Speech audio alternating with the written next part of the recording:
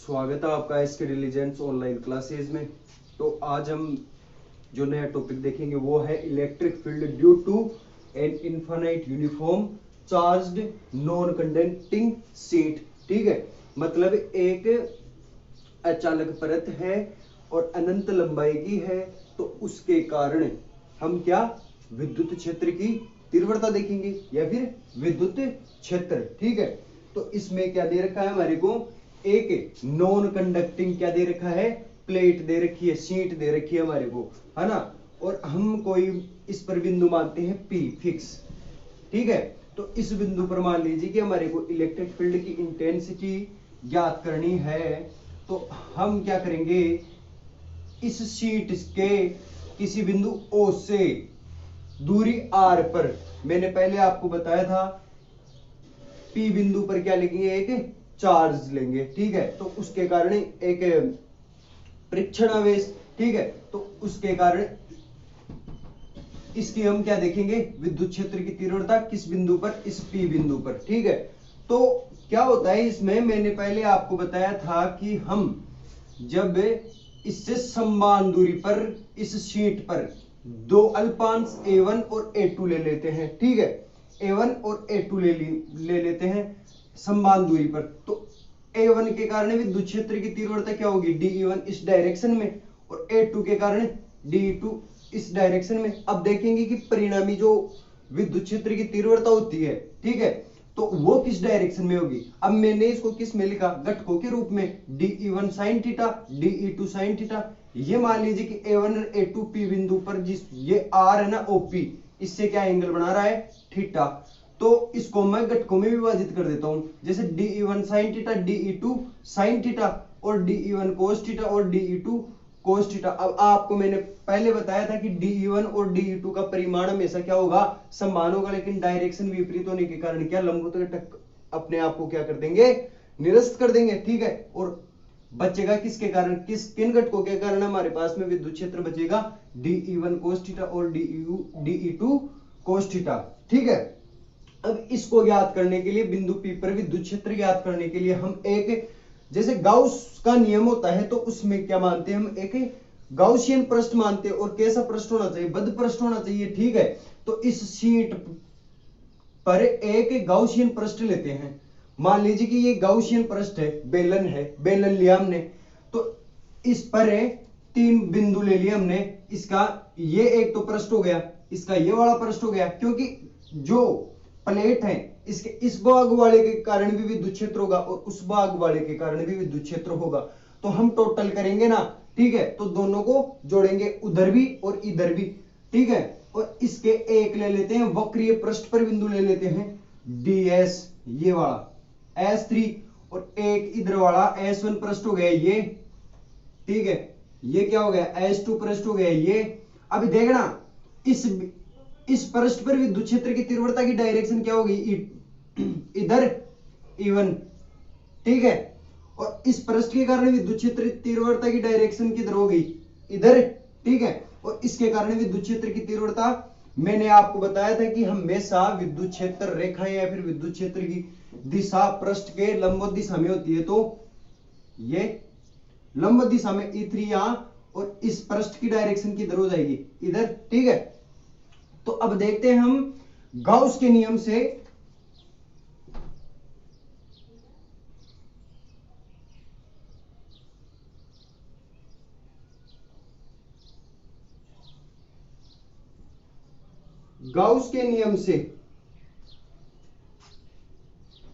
संपूर्ण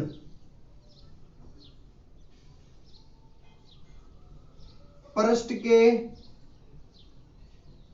कारण विद्युत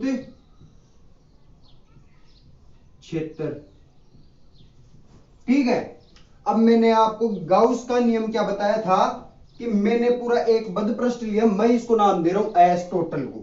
ठीक है, S इस प्रकार। ठीक है, मैंने E डॉट DS, गाउस का नियम क्या होता है, summation Q upon epsilon naught. अब देखना, मैंने आपको एक चीज बताई थी यहां पर कि मैं इसका पृष्ठावेश घनत्व क्या मानता हूं। जैसे पृष्ठ आवेश घनत्व है, मैंने आपको जैसे linear combination, surface combination, volume combination 3 बताए थे आपको। तो इसका क्या होगा, एक ना तो देखो इसकी लंबाई और चौड़ाई दोनों है, तो इसका क्या होगा, क्षेत्रफल होगा। ठीक है, तो क्षेत्रफल होगा। तो मैंने पृष्ठ आवेश घनत्व को किससे डिनोट किया था, पृष्ठ आवेश घनत्व क्या था, सिग्मा से डिनोट किया था मैंने। अब देखना, मैं इस पर टोटल चार्ज मान रहा हूं कितना मान रहा हूं, समीशन क्यू। अब देखना, क्यू में और सिग्मा में रिलेशन मैंने आपको बताया था कि सिग्मा बराबर क्या होता है, क्यू अपॉन ए। मान लीजिए कि इसका पूरा एरिया है, तो मैंने इसको क्या लिख दिया, क्यू, समीशन क्यू सिग्मा ए। ठीक है, तो यहां पर मैं लिख देता हूं क्या, sigma A upon epsilon not. ठीक है, तो मैं यहां पर संपूर्ण के कारण देख रहा हूं, तो मैंने इस पर क्या लिए, 3 पृष्ठ लिए, है ना। कौन कौन से, एक तो S1 लिया, ई डॉट ds, है ना, एक लिया S2 ई डॉट ds, एक लिया मैंने कौन सा, ई डॉट ds S3। और ये देखो इधर a sigma A upon epsilon naught, ये हो गया ना। तो अब देखना यहां पे एक चीज निकल कर आती है कि जो S1 वाला पृष्ठ है, S1 देखना, S1, तो यहां पर विद्युत क्षेत्र E और पृष्ठीय क्षेत्रफल S के मध्य जो एंगल होगा थीटा, वो कितना है 0 डिग्री। अब cos 0 का मान मैंने आपको बताया था कि 1 होता है। तो मैं यहां पर इसको क्या लिख देता हूं, S1 के कारण विद्युत क्षेत्र होगा, ठीक है, EDS, है ना, ठीक है, प्लस अब देखना S2 में विद्युत क्षेत्र की डायरेक्शन और क्षेत्रफल की डायरेक्शन क्या है, सेम है। तो मैं इसको भी क्या लिख दूंगा, S2 E डॉट ds। अब देखना S3, देखो विद्युत क्षेत्र की डायरेक्शन और क्षेत्रफल की डायरेक्शन, दिशा दोनों क्या है, एक दूसरे के परपेंडिकुलर, लंब होते हैं। ठीक है, तो इसका मान क्या हो जाएगा, 0, और बराबर में क्या लिख दूंगा मैं, सिग्मा ए अपॉन एप्सिलॉन नॉट। अब देखना ds, जैसे यहां पर ds आया S1 और S2, तो यहां पर क्या हो जाएगा, S1 और S2 मैंने क्या माना, एक समरूपीय अनावेशित बेलनाकार बद्ध पृष्ठ माना है मैंने यहां पर, है ना। तो ये वाला क्षेत्रफल और ये वाला क्षेत्रफल क्या सेम है, ठीक है। तो 2es ds is equals to sigma A upon epsilon naught. अब क्या E इलेक्ट्रिक फील्ड की इंटेंसिटी हमारे को यहां पर ज्ञात करनी है, और ये हमेशा क्या होती है, एक कांस्टेंट। तो E और ds क्या हो जाएगा, मैंने ए पूरा टोटल इसका क्या माना था, एरिया माना था, ठीक है। और यहां पर sigma A upon epsilon not, तो ए से क्या ए कैंसिल हो जाएगा, तो E बराबर क्या बच जाएगा, सिग्मा अपॉन 2 एप्सिलॉन नॉट। अब देखना इसकी डायरेक्शन मैंने आपको बताई कि एक तो पृष्ठ के इधर हो सकती है, एक पृष्ठ के इधर हो सकती है, लेकिन हमेशा पृष्ठ की क्या लंबवत होगी।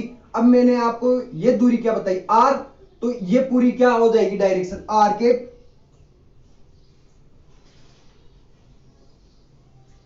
ये आ गया मेरे पास में P बिंदु पर विद्युत क्षेत्र की तीव्रता, ठीक है। अब मैं इसका ग्राफ प्लॉट करूं, देखना मैं ग्राफ प्लॉट कर रहा हूं 2 के मध्य, ठीक है, एक तो E के मध्य और एक पृष्ठ आवेश घनत्व सिग्मा के मध्य। अब सिग्मा के मध्य और E के मध्य में ग्राफ खींचूंगा ना, ठीक है, प्लॉट करूंगा ग्राफ प्लॉट। तो ये क्या, जैसे जैसे सिग्मा बढ़ेगा वैसे वैसे E भी बढ़ेगा, तो ई प्रोपोर्शनल टू सिग्मा हो गया। तो इसकी ग्राफ क्या आती है, बिल्कुल 45 डिग्री के कोण पर आती है। ठीक है, यह वाला कोण कितना हो जाता है 45 डिग्री और बिल्कुल सीधी रेखा आती है। अब देखना एक और बना लेते हैं हम, देख लेते हैं बनाकर। एक तो ई के मध्य देख लो, है ना, और एक आर दूरी के मध्य देख लो। अब देखो यहां पर आपको कोई जैसे दूरी का कोई भी मान लीजिए कि फैक्टर दिख रहा है नहीं। अब देखना यहां पर विद्युत क्षेत्र की तीव्रता जो मेरे पास में आई है ना, वो दूरी पर थोड़ी डिपेंड कर रही है, नहीं कर रही ना। तो ये क्या हो जाएगा, ई हमेशा आर के साथ में कांस्टेंट, चाहे आर कुछ भी हो हमेशा कांस्टेंट रहेगा।